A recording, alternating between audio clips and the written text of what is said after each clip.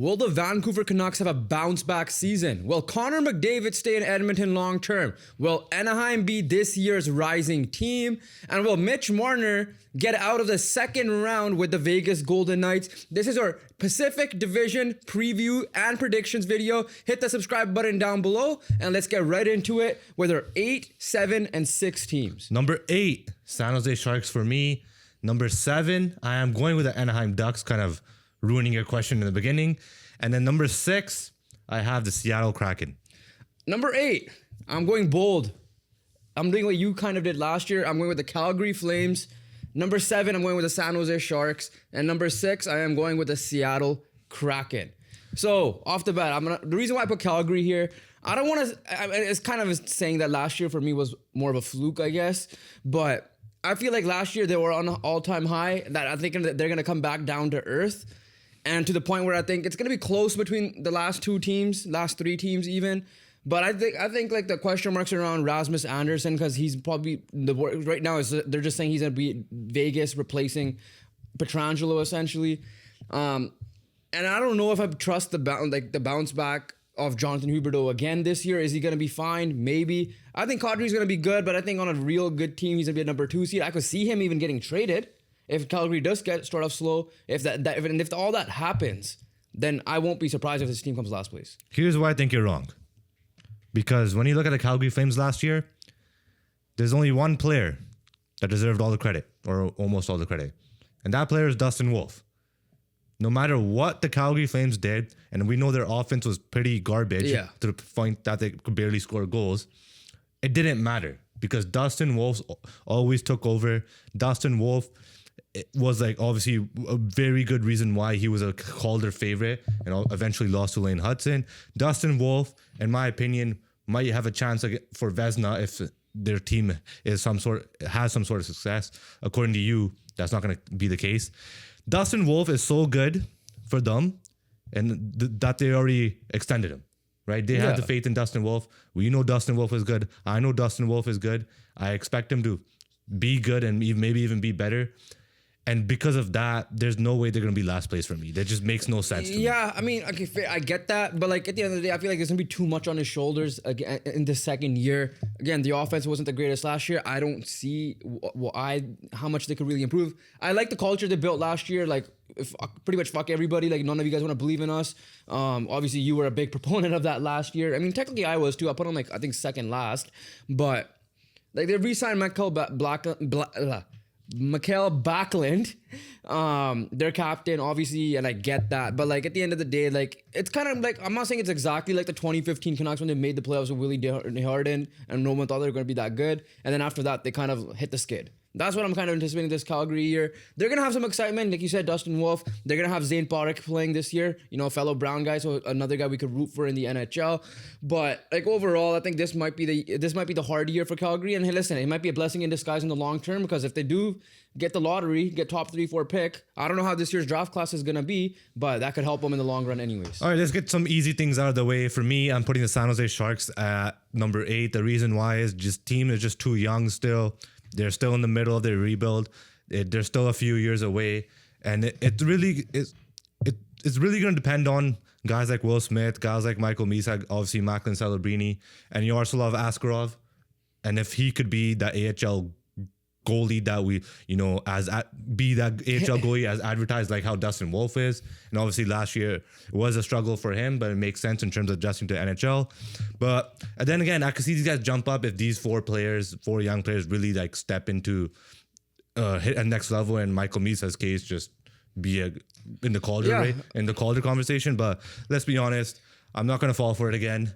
The San Jose Sharks are still in the middle of their rebuild, and the San Jose Sharks are still going to be last place. I mean, I like the vibes on this team last year. We like the chemistry the old guys had with the young guys, like Toffoli with Celebrini and Will Smith. I like William Macklin was really good for them. Yes, defensively, question marks for me. We'll see what happens with Askarov and net. Like, can he have the Dustin Wolf year this year? If he does, that benefits me for putting them in 7th place. I just think I don't anticipate Michael Celebrini having a down year. I know we all said that about Connor Bedard last year, but I think Connor Bedard was surrounded by not as good players compared to what Macklin Celebrini is. Overall, the team, yes, they added Jeff Skinner, but we know how Jeff Skinner isn't going to be anything special at this point in his career. I believe I'm not even saying they're going to be 10 points better than Calgary. I'm saying they could be 1 point better than Calgary for all I know. It's not like I don't think you'd fully disagree with what I'm saying. Like, these guys can be a second last place team. It might not be to Calgary. It could be to Seattle for all we know. But yeah, no, overall, I just anticipate this team to be slightly better, that to the point where I think they could be better than Calgary this year. Let's pump the brakes on Anaheim. And I'm going to pump your brakes on Anaheim. Anaheim Ducks. Again, I think they're just simply a year away. I could see the jump. I could see why you're talking about it, but I just don't think it's happening. But right to now, 7th place, though, that's kind of... but that's what they kind of usually are, in the 6-7 range in the Pacific Division. I'm saying they're not going to take a jump. If they're taking a jump, they're entering the 4 or 5 conversation, or obviously that's wild card. And if they're top 3, they're in a playoff spot, but they're not close, in my opinion, this year. And I know Leo Carlson's a stud. I know Lucas Dostal is a stud, so they have the goaltender. And obviously he's taken the more responsibility with John Gibson being traded away. But it didn't even matter because Gibson was injured so much last year that Dostal already had that responsibility. And I know they have a couple other good young guys. The only guy right now that has a question mark is Mace McTavish, and him holding out because of his RFA. He's an RFA at the moment. So when I'm looking at it, I just feel like these young guys just need another year to develop. I know Leo Carlson's going to be good. Can he enter all-star, superstardom type of player? That's what his next step, in my opinion, is going to be. And then lastly, I know you're going to bring it up. They did get Joel Quenneville as their coach, who is a cup winner. But Joel Quenneville is a hard-nosed, old-school coach. And these guys are a young team, that, like you said, young and upcoming team.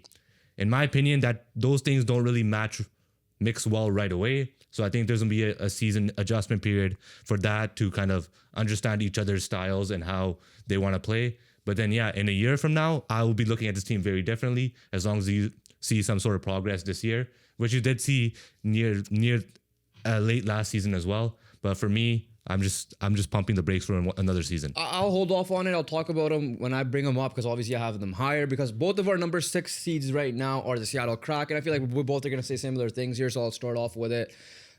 You've said it perfectly for the last 2 years we've been doing this podcast, and even off camera, before podcast, during podcast, whatever. This team is filled with a lot of mid-type players, second line, third line type players, right? They don't really have that superstar.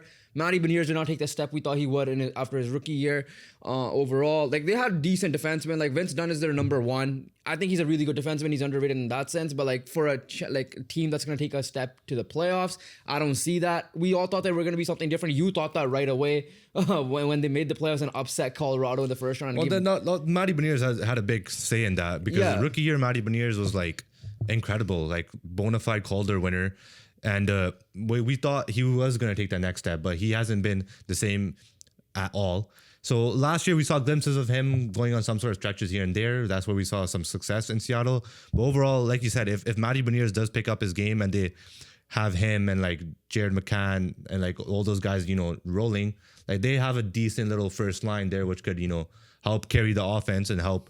And as long as those other mid-6 and fourth line are just producing at the rate they usually do, you could see a playoff shout. I just don't see that happening. Defensively, I do like them, right? You mentioned Vince Dunn. I'll mention another name. They got Brandon Montour, a cup-winning guy, experienced guy, a very good puck mover. He had a really good year. I gave him a shout to make Team Canada in the Four Nations, but obviously we had Makar on the right side, and our defense was pretty stacked still, so it's going to be tough for him to make it. And then looking at goaltender, Joey Decourt has stepped up and taken that number 1 role, but it's just weird seeing a guy in Philip Grubauer be a $6 million backup. But then again, we've seen that in Edmonton, so we're fine.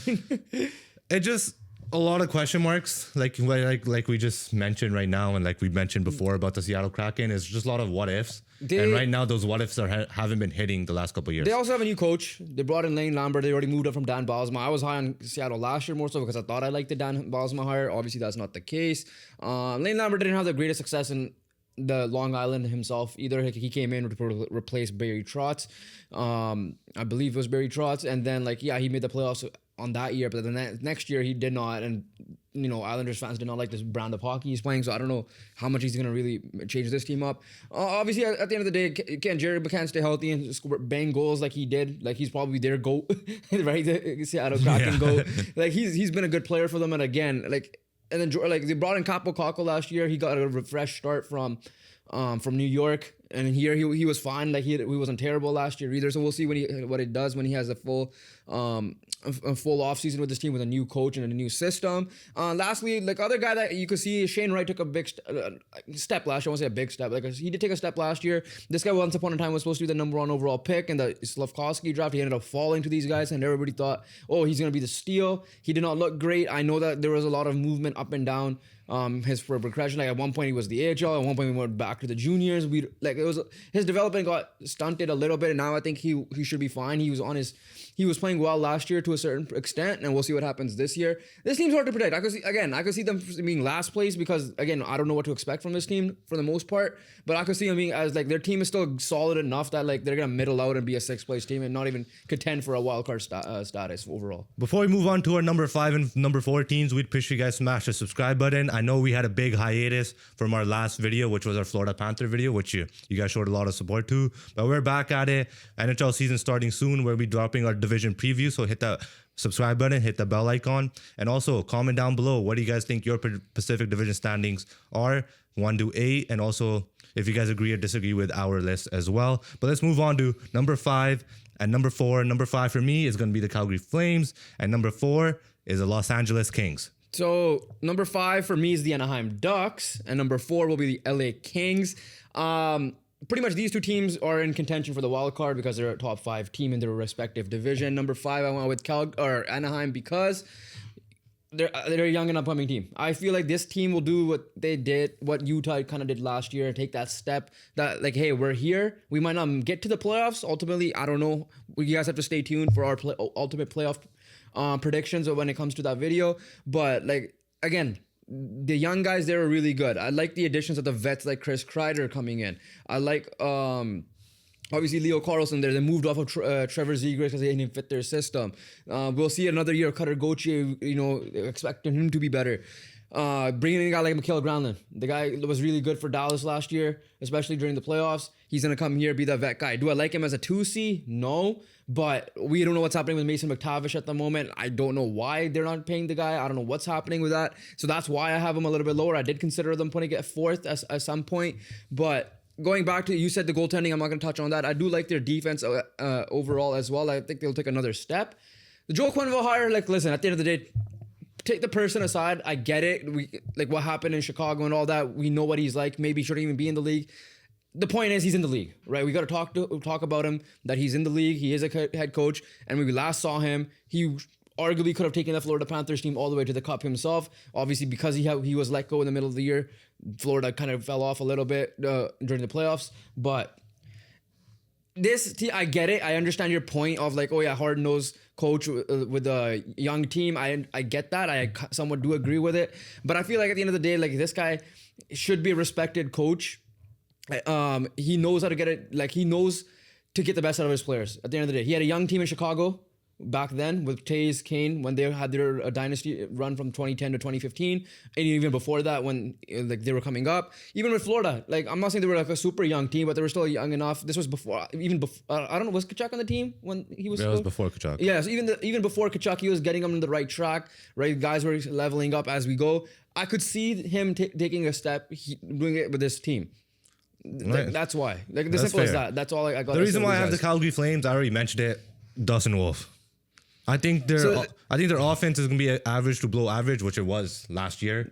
So that kind of that was out my case. They were like what 5th place last year as well, or were they 4th? They finished ahead of the Canucks. So they were probably 4th. Yeah. Yeah. So again, I see him just having Dustin Wolf and having a solidified goaltender is enough for me to get you out of the bottom 3 of the Pacific Division, which is a weak Pacific Division. And then defensively, they are solid.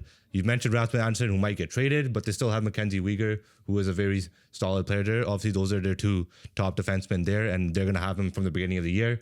So because of that, they're gonna be decent enough to start off the year, in my opinion, in terms of like the Pacific Division standard. And for me, Dustin Wolf just takes the cake essentially and like puts him out of the bottom three. Yeah, I just feel like it's gonna be too much pressure on the kid. That's all I gotta say, because they got 96 points last year, and I know I'm making them have a big drop off. They're like at the end of the day, if you still get 80 points, they're not gonna be last place. Let's be honest. Yeah, right. I mean, I'm not expecting them to get 96, but like I'm still expecting like 80. So yeah, that's just not enough for me to like definitely be in the bottom three or definitely not last place. But let's move on to we both have the LA Kings. Yeah, I want to start off here quickly. Right, and then I know the things we're going to say right now are very similar, so I'm going to get that out of the way. We know that we don't like their offseason. We already put them in our offseason loser video. We know that we don't like the Cody CC signing, and we know that you definitely didn't like the Spence trade and bringing in CC to sign, right? So we get the obvious. That's the obvious there. But here's one thing that I'm going to take note to. First of all, I'm going to mention this right away. Congrats to Anze Kopitar, future Hall of Famer. I would say first ballot.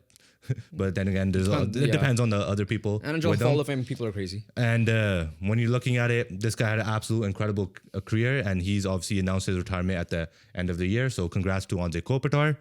But when I'm looking at the LA Kings and the moves they made, it felt like, will I be surprised? Are you wrong if they're saying that if you predict the LA Kings will make the playoffs? 100% no, you're not wrong.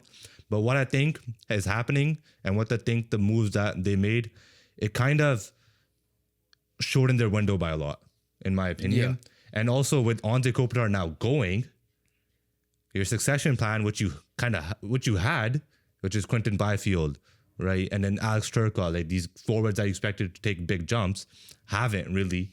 And now you're telling next year Quinton Byfield to step up to Anze Kopitar's shoes because he's not going to be there the year after. For all we know, Quinton Byfield can't do that this year, right? Yeah, and if he does that, then obviously that'll be a huge step in why they will be good.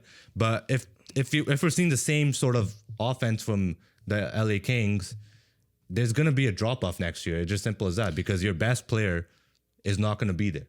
And he's been good as well. It's not and he's still been good at his age. The other reason why I kept him at 4, like, yes, I could see these guys will finish 3. I could have put him as low as, I was thinking of putting him as low as 5. The reason why I kept him at 4 is because Anze Kopitar announced his retirement. Right?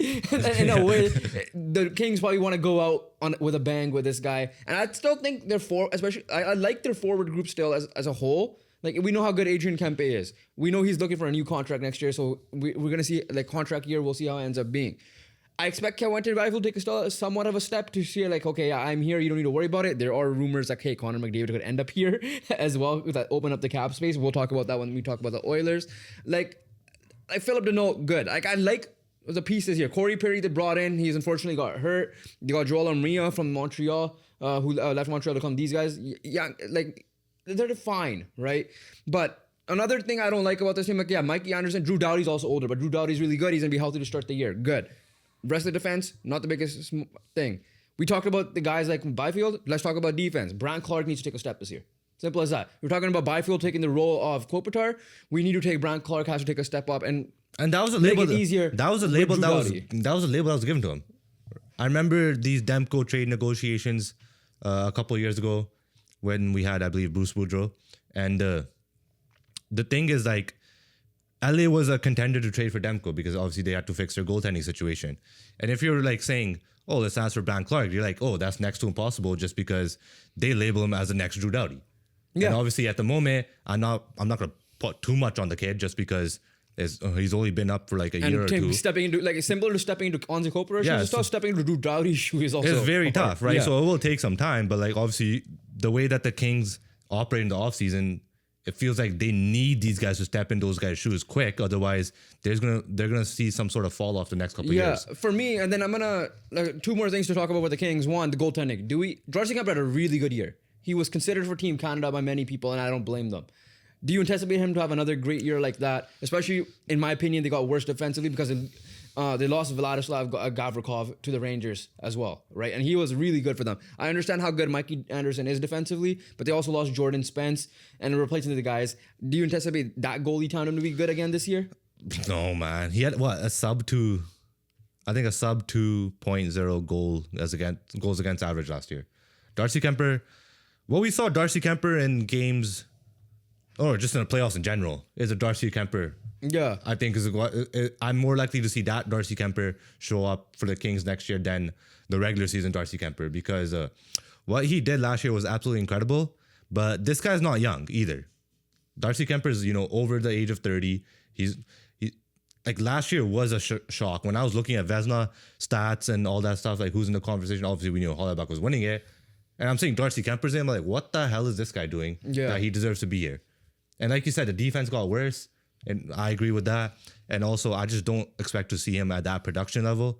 And that means their offense needs to get going, because they're gonna need to score more goals this year if they want to have some success. Last thing, Jim Hiller is on the hottest of hot seats in my opinion.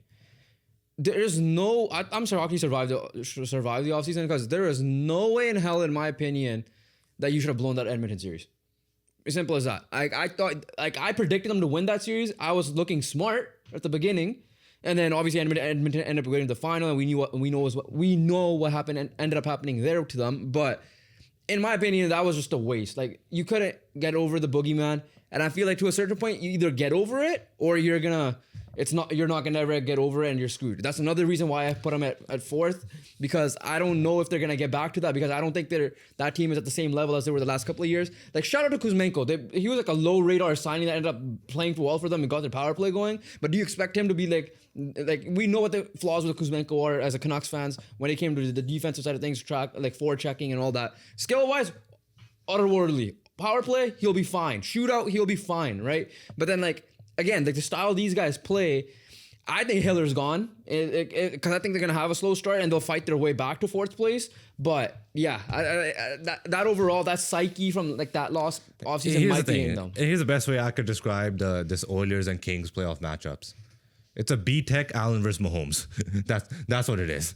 Yeah. At least with the Allen Mahomes, it's thrilling to the end, right? Over here, you just see the Oilers literally take over as the series and literally goes on. But let's move on to our top three. Let's just say it together, because honestly, I think it's a consensus top three. All right, number 3, Vancouver Canucks. Vancouver Canucks. Number 2, Edmonton Oilers. Edmonton Oilers. Number 1, Vegas Golden Knights. Vegas Golden Knights. So we'll start off with number 1, just get the obvious thing out of the way, because I feel like 2 and 3 are the ones that we need to talk about a little bit more. Vegas, in my opinion, best team in the division, maybe the best team in the conference by far. Stay tuned for our Central video, which will be next, because we'll talk about it if that ends up being the case. One big positive, they added Mitch Marner. Mitch Marner, in my opinion, is out of the spotlight. He's coming to Vegas. Yes, Vegas puts pressure on their players. We know that they'll move off of players. But when it comes to Mitch Marner, regular season-wise, he was goated. He had 102 points last year. Very good two-way player. One of the best playmaking wingers in the NHL. The only one probably he's behind is Kucherov. He's gonna be fine there. The pressure's not gonna be as high as Toronto. We know Toronto hates him now, even though he's a Toronto kid, and all that stuff is out of the window, right? We're gonna stick to the regular season. We'll talk playoff time when it comes to playoff time, and even with playoff time, I think he's gonna be fine. The one low I have for these guys is there's no replacement at the moment of Pietrangelo until Rasmus Andersson probably comes in, and that's the worst kept secret at the moment. But compared to the rest of the team, these guys have the least amount of question marks, and overall, even the Pietrangelo thing, he's getting older in age anyways. I think they'll be fine led by Shea Theodore to start off the year with. But yeah, overall, this team is by far, I think, the best constructed in the Pacific. And then the only other question mark I have is, can Adin Hill keep doing it? And right now, he has kept doing it. And there's a reason why he made the Four Nations roster last year as well. But other than that, you're looking at this, I described the Florida Panthers in our video for 2 months ago now. But the best way to describe the Florida Panthers is they basically assembled a force of the best two-way players in the NHL. The only team that comes close to that, in my opinion, in terms of forward group, is the Vegas Golden Knights, right? And obviously, addition of Mitch Marner does help that. Jack Eichel has responsibilities both ways. Mark Stone, I know he's getting older and slowing down a little bit, but when he was playing at his highest level, was literally a pickpocket. Literally described as one of the best back checkers in the NHL. We know that Ivan Barbashev does that on a daily basis as well. So in terms of that sense, they are set. They are the most well-rounded roster. They have the least amount of question marks, and their question marks, in my opinion, are the least impactful as well, as where we're going to move on to the Edmonton Oilers right now. The biggest question mark is Connor McDavid and if he's going to stay or if he's going to go. And obviously, in my opinion, I'm just going to say he's going to stay. Both of our opinion. But in terms of the other question mark is goaltending has not been addressed in terms of changing personnel. Obviously, they're changing coaches, but changing personnel hasn't really happened. So that is the massive question mark. Vegas doesn't have those massive question marks. And if we're going to Edmonton Oilers, obviously another question mark is somehow overexceed my expectations of how they perform defensively. But then again, I'm still going to have a question mark. Yeah, I mean, yeah. We'll go there, then we'll end off with the forwards here. Defensively, I mean, goaltending-wise, I'm sure they tried to get someone. It's impossible right now. Carter Hart's not going to happen there. Even though he's from that area, he's obviously we know the whole trial thing and we know what the thing is, and we're not going to go into too much detail. But he's the best player that's available goaltending-wise at the moment. The problem is if he joins to Edmonton, and I agree with a lot of analysts that say this, the noise in Canada about that, like what happened, Edmonton, I understand Edmonton takes risks with getting players like that, Evander Kane. They brought in Stan Bowman as their GM. Obviously, I think there was someone else, I keep forgetting on top of my head, that they would bring in and give him a second opportunity. But this case is nuts to the point where, yes, I understand this guy's non-guilty along with the other guys, but there's many people that don't believe that's the case, right? And we know that when it comes to law, not just because you're not guilty doesn't mean you didn't do the crime, whatever. Yeah. So you telling me this guy's gonna get questioned, like in Edmonton, the team that has the most pressure probably in Canada, next to Toronto, to do something to win a cup? Yeah, like good luck. So there, and then Frank Saravalli did come out and say that it's most likely teams in the U.S. like Columbus or Nashville or Vegas, even like these guys are the ones that are gonna go after him. So scratch Carter Hart out of the list because he was probably the best available option. After that, like who's gonna be the best available option? You don't know. So you gotta bank on Stuart Skinner and you're gonna bank on Calvin Pickard again. And Calvin Pickard. To add to that point quickly, we're seeing goalies get locked up. Yeah. Canucks locked up Demko. Off the bat, yeah. Wolf is locked up. Swayman got locked up, right? Oranger got locked up. So teams know that there's a scarcity in terms of high level of goaltending as the goaltending position. So that's why they just lock him up. Like, to be fair, Demko was a questionable extension just because of his availability and his injury stuff. But the Canucks knew that it's going to be next to impossible to get a guy like Demko in their net. And that's what Edmonton's facing right now. Like they were a team that should have tried to get Kevin Lankin last year. Now, I don't know how much Kevin Lankin would have been good in Edmonton compared to Canucks. We'll never know. But he was probably a better option than Calvin Pickard as your backup, even if you kept Stuart Skinner. But that's the position right now. In terms of how teams locking these guys up, there is no surefire answer as a goaltender for the Edmonton Oilers. But, now going with that, so that's the big ultimate question mark. We know they're going to have a slow start. They always do last year. Like, last 2 years, they've done that. The reason why they're second place strictly is because of 97 and... 29, right? And we'll get to them in a second. Defensively, like you said, they outperform our expectations. Don't get me wrong. But Matthias Ekholm was getting older in age. He's like 35 now. Yeah. He's their best defensive defenseman. We know Evan Bouchard is a very good offensive player. He has the Bouch bomb, power play specialist from the back. We get that. But we know his limitations defensively. Sometimes he falls asleep. This second pairing, according to Daily Faceoff, is Darnell Nurse and Jake Wallman. They performed decently in the playoffs last year. Don't get me wrong. Like Darnell Nurse last year was a mess at a certain point. He was, yeah. But then they found ways to match it up, and I give a whole lot of credit to coach name. I forgot his name on the top of my head. Chris Knobloch. He finds ways. Like the one credit he gets is like he knows how to make adjustments on the fly within a game, especially in a playoff setting. So like that's one reason why I also have him second place, because we know he could get that done, and he could get on a hot streak with 97 and 29 leading the front charge. But at the end of the day, I still think they have question marks defensively. That way, Vegas does not have that because they still have Noah Hannafin, Shea Theodore, and Braden McNabb and all these guys. Now let's move up to forwards. We know the biggest question mark what it is. It's Connor McDavid. We both anticipate he's going to re-sign maybe 3-4 years max. I don't think he's going to get the full 8 years. And they could thank Kaprizov for rejecting the thing because they would have given him like 17-18 million for sure, which at the end of the day deserves. Like he's by far the best player in the NHL. No questions asked about it. They had some losses. Now, to the point where like I heard Jason Bruff say and a couple of other analysts say that McDavid might be waiting because Draisaitl at this point signed last year. You got to remember that. I think it was September 1st, around that time he signed last year. We're about a week or two out of the start of the regular season and McDavid hasn't signed. And I do agree with him when I say that I think they are waiting to see how good Isaac Howard is going to be, the guy they got from Tampa Bay, because he demanded a trade out of Tampa Bay and he's a young guy coming from college, I believe Michigan State. And they're trying to see how good Matt Savoy is going to be, who they traded Zach McLeod for a couple of years ago from Buffalo, to the point where we criticized Buffalo for making that trade. And they got a guy from Europe, I believe, David Tomasek, see how he goes. And they added Andrew Mangiapane. Mangiapane's a good veteran. I like that. He was good for Washington. But Savoy and Howard are going to just have some immense pressure on him as young kids. One last thing. Hyman is out to start the year as well, but we anticipate obviously him to come back. Yeah. But Savoy and Howard have immense pressure on them just being kids because these guys had to fill in some depth role. Puck holes got an extension as well. They gotta produce at a decent enough level very quickly to the point that they could do something. The Edmonton Oilers could do something when Draisaitl and McDavid are on the ice. That's the production we're looking at. The other pressure, and that's the concern we're looking at for the Edmonton Oilers. Colson also signed an extension, but I'm not putting him to that degree to those guys. But like the other pressure is not even just on the ice; it's off the ice to show McDavid, hey, you could sign 8 years here, we'll be fine, we'll still be competing for cups. You already have Draisaitl with you, but I'm just saying like in that sense as well. But in terms of regular season wise, these will be fine. That question marks come more playoff time and the ability to actually lift the cup and get the job done, which they haven't done the last 2 years. But let's move on. At the end of the day, their center depth is nuts. They could still partner them up. You obviously have McDavid, but that's the issue, though. Huge. That's all they have. Yeah, that's the issue. We know that who the centers are. We know it's really good, but that's the problem. But let's move on to number 3, which is our team. We'll try to keep this short. But it is our team, and we might just go on a tangent. But let's be honest. Let's start about the good. Let's start about what we expect to see and expect to happen.